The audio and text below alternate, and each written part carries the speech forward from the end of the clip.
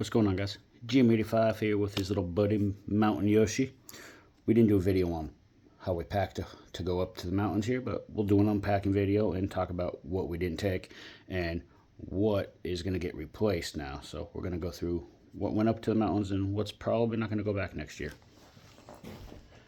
Alright guys, one thing that did go is the Fenwick ice rod. Right now it's got a little bobber on there. Caught a couple minnows on it, so that's got to count as something. Didn't get skunked on this guy, but good little rod so far. Snags, snags, snags. It was a top water kind of weekend. Yoshi even got dressed for the weekend. What didn't go though was this pot from Target, which I tried boiling water in for an hour and a half to 2 hours. It didn't work. And I just can't trust this pot because it's so thin and the enamel seems like it's finished. Same thing with the pot I got off at Amazon from GSI, who's supposed to be decent stuff, but looking at this pot, it's got some bubbles in it, and it makes me not trust this pot at all. So those will go up next year for target practice most likely. Leg bag I was going to use as a leg bag for the lake, but I completely spaced on it and forgot. Something I have a love-hate relationship with is air mattresses. This is the last one I own. I grabbed it just in case I wanted to pack it. Reason I don't like these, half the time I end up on the rocks. That's probably why I stayed. As for the fishing gear, I went with the booms guy like I bought. And I'm not sure if I like this thing or not yet, but it packs all the rods like it's supposed to, but it's a little cumbersome. I took the ugly stick, dock runner, same thing. Lost lots of sinker rigs this week, whole weekend on it. This rod, Fenwicks, everything. That guy went up there, got skunked. This guy turned into a 1/4 ounce Castmaster lure rod for the last day up there. It can cast it really far with this reel and this rod being ultra light. So I like how this guy performed, but once again, no nibbles, no bites, no snags, no nothing. Got to keep my lures at least. I'd rather lose hooks than lures. Took the big Fenwick with me as well. This is the one I lost, I think, the most lures on. I lost snails and sinkers on this guy, but still a good rod. Just wasn't just me losing rig sets this weekend, I know for sure. For fishing, continued with the Tupperware tackle box, and my man purse is still a lake bag for my lake and the lake up there. There's a few differences between the lakes I go in that one. My dry goods bag is this Viking sissy bar bag. So it's a pretty sizable bag. I was able to get 6 days of clothes in this at one point when I went on a longer trip, plus dry goods. So the goal is to see with the upgrades what fits in this bag with my clothing now. So this is a kind of dual purpose bag, normally dry goods and clothing. So see if with the upgrades, if I get small and compact enough, if I can fit some gear in it instead. So see what's in the big bag. Some extra fuel for the sterno. Like I said, the fire ban was in full effect up there, so I didn't get a chance to use either of these titanium guys from Vargo. But I did get to use the fire maple pot, which would replace those two pots I wasted money on completely fine.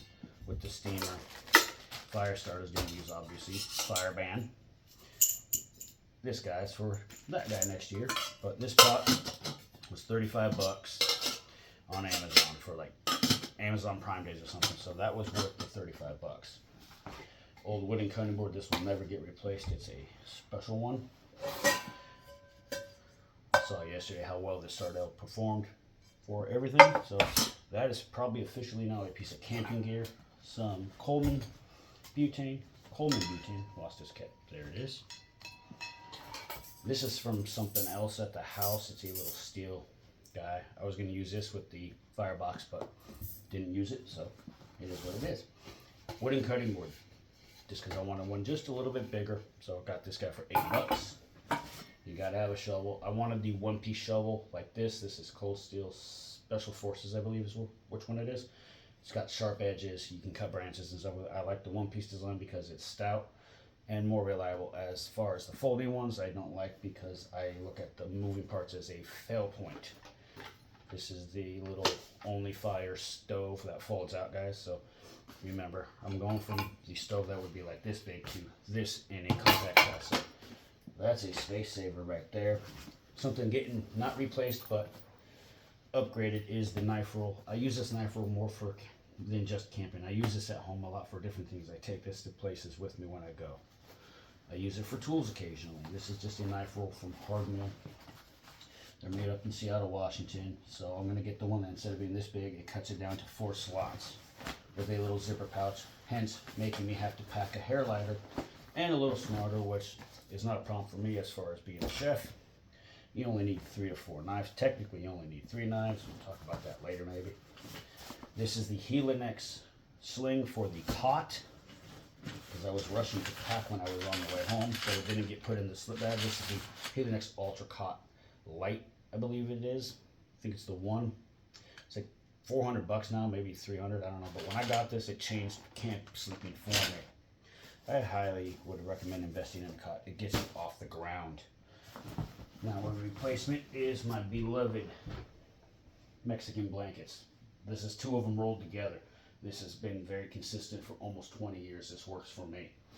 Like I said, I don't need to go in hot weather. I'm only in hot weather. I'm not cold. So this is perfect for me. It's bedding, padding, whatever I need. But I'm trying to get a little lighter, so these got to go. Along with this Coleman sleeping bag's maybe 15 years old now. The strings broke on it. I don't have the slip bag for it no more anyway, but it didn't pack very well, obviously, so this is also being replaced. And the last thing that we're going to talk about is my tent. This is the Coleman Sundome 3-person tent. I got this for $30 on a lightning deal, I think almost 10 years ago. Perfect tent for 2 people. Even though it's rated for 3 people, I fit in it comfortably by myself, but one other person in there is a little tight space, so this is a perfect tent. It's like 80 to 100 bucks right now, but this is going to be upgraded in the near future as well. So what I'm going to save space on, knife roll, tent at some point, the Mexican blankets, and the sleeping bag. Also got some coffee mugs on the way that are stainless steel because I'm tired of grabbing a porcelain mug that can possibly break and will break if something happens. So this is what I take up every single year, guys. Works for me because I live in California. I'm not doing crazy climate stuff right now just yet, even though I can, but I do a lot of warm weather stuff more so. So big replacement for the sleeping bag and the blankets coming up. I want to see how much space I gain by replacing just those 2 items.